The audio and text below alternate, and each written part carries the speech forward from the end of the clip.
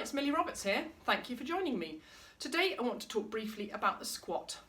A squat is something that I do use a lot with my clients and in my classes because again it's a functional movement that we do every single day.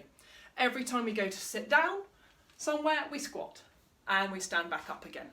Ladies, every time you go to the loo, you're going to sit down onto the loo seat, stand back up again, we squat. So we squat all the time. When it comes to picking up things from the floor or close to the floor, again, a lot of people use that squat position there. Okay, so I'm just going to talk for you a couple of bits and pieces about the squat. When I do squats in my classes and with my one-to-one clients, again, we always make sure that we are training that core and pelvic floor, important every single time. If you want to know more about that, then please do get in touch. So, in order for my squat,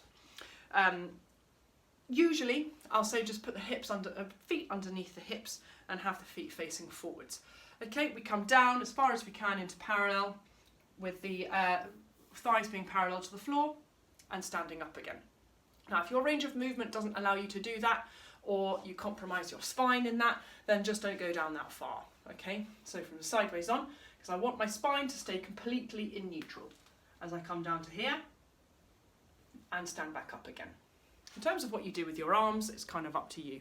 Try not to put them too far forwards like this, because you want the core here to do that balancing for you. A lot of people do that kind of putting the hands out in front of you there for balance.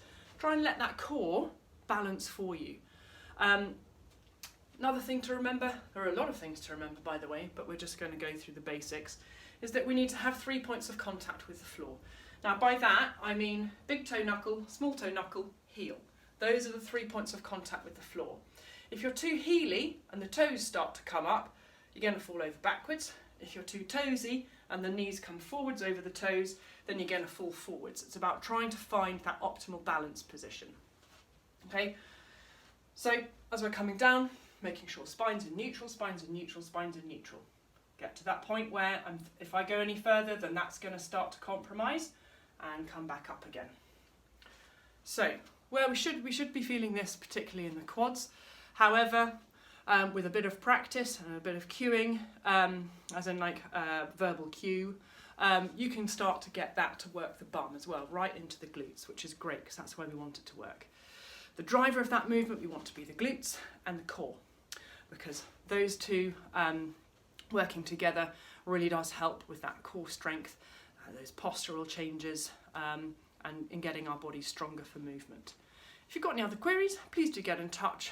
Otherwise, I hope to see you very soon. Thank you very much for listening.